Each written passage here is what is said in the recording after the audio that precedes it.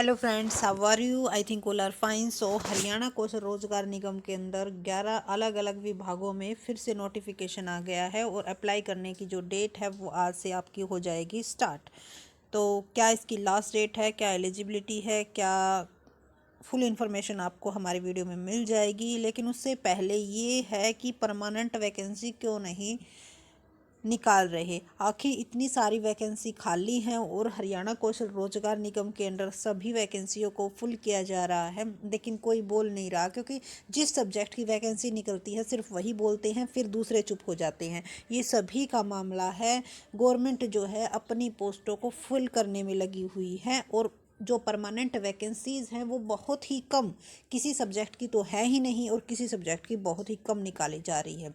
पता नहीं अब सरकार के दिमाग में क्या चल रहा है, परमानेंट वैकेंसी क्यों नहीं आ रही हैं। और हाँ, हरियाणा कौशल रोजगार निगम के अंडर जिन जिन 11 अलग अलग डिपार्टमेंटों में वैकेंसी आई है उसके बारे में तो आप जान ही लो। क्योंकि इतनी सारी बेरोजगारी है कि कैंडिडेट्स के बार बार मैसेज आते हैं कि मैम परमानेंट वैकेंसी आए तब बताना, कॉन्ट्रैक्चुअल आए वो भी बताना।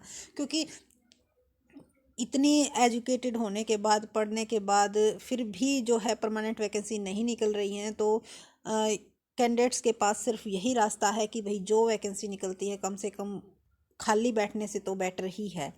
तो देखो 11 अलग अलग डिपार्टमेंट्स हैं जिनमें कि अब फ़िलहाल नोटिफिकेशन आया है, देख लेते हैं। देखो यहाँ पे जो मेंशन है 4 फरवरी आपकी लास्ट डेट है, यानी कि 5 दिन का ही आपको टाइम पीरियड दिया गया है। Multitasking publicity personal studio cameraman, इसमें ये नहीं मेंशन है कि कितनी वैकेंसी है, ठीक है।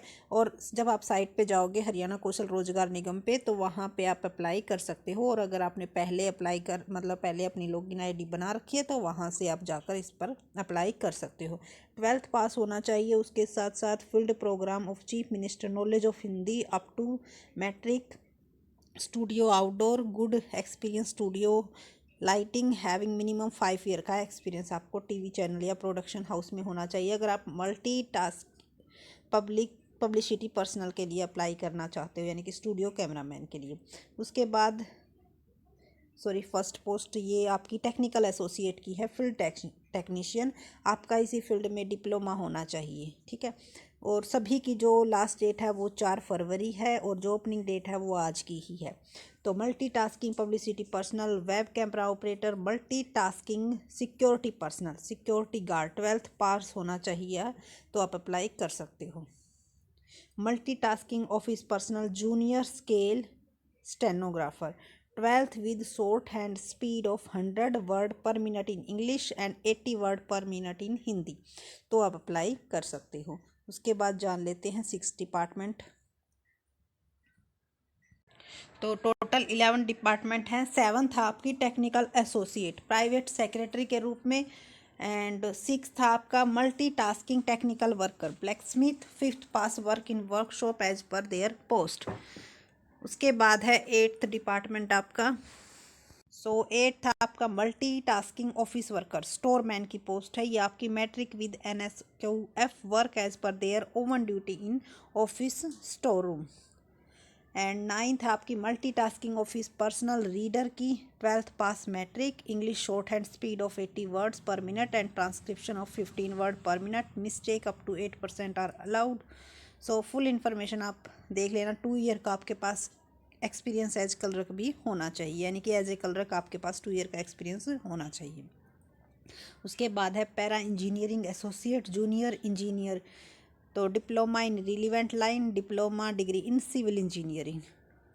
उसके बाद है 11th मल्टीटास्किंग किचन वर्कर हलवाई की, 12th pass should be able prepare sweets of best quality as per Nigam. इनकी इसकी जो अप्लाई करने की डेट है वो आपकी 2 जनवरी से स्टार्ट हो गई थी, लेकिन जो लास्ट डेट है वो आपकी 4 फरवरी है। तो सभी की जो लास्ट डेट है वो 4 फरवरी है, ठीक है। ये 10 डिपार्टमेंट के अभी आए हैं, ये एक का भी चल ही रहा है। तो आई थिंक फुल इन्फॉर्मेशन आपको मिल गई होगी, क्योंकि यहाँ पे स्पेशली मेंशन है पोस्ट के बारे में और उसकी एलिजिबिलिटी क्राइटेरिया के बारे में, और लास्ट डेट सभी की 4 फरवरी है।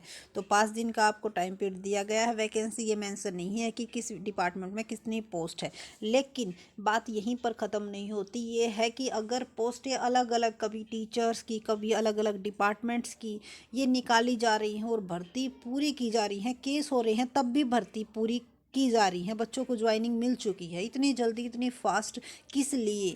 ताकि सिर्फ और सिर्फ गवर्नमेंट ये डाटा शो कर सके कि भाई हमने इतने पर्सनस को रोज़गार दिया है। सिर्फ गवर्नमेंट का यही मकसद है। और जो बच्चे इतने परेशान हैं, इतनी वेट कर रहे हैं, उनका कोई सोल्यूशन नहीं निकाला जा रहा है। सॉरी। और इस वेटिंग का सिर्फ और सिर्फ यही मतलब है। और कैंडिडेट्स कह रहे थे मैम कॉमर्स की, देखो उस टाइम पे जो नोटिफिकेशन आया था असिस्टेंट प्रोफेसर के लिए, तो उसमें तो कॉमर्स की सीट थी नहीं।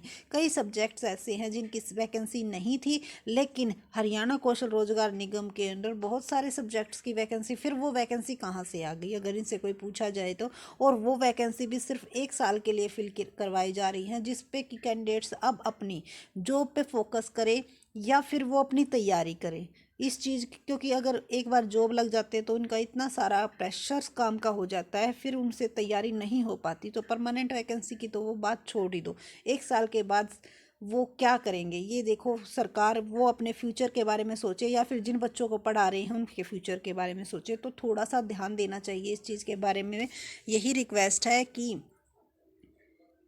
कॉन्ट्रेक्चुअल बेसिस पे वैकेंसी बार बार न निकाल कर एक ही बार परमानेंट वैकेंसी निकालिए। और बहुत ज़्यादा टाइम पीरियड हो गया है वेटिंग का, तो प्लीज़ जल्द से जल्द कोई ना कोई सॉल्यूशन ज़रूर निकालना चाहिए। और ये सॉल्यूशन तभी निकलेगा जब सब मिलकर बात करेंगे।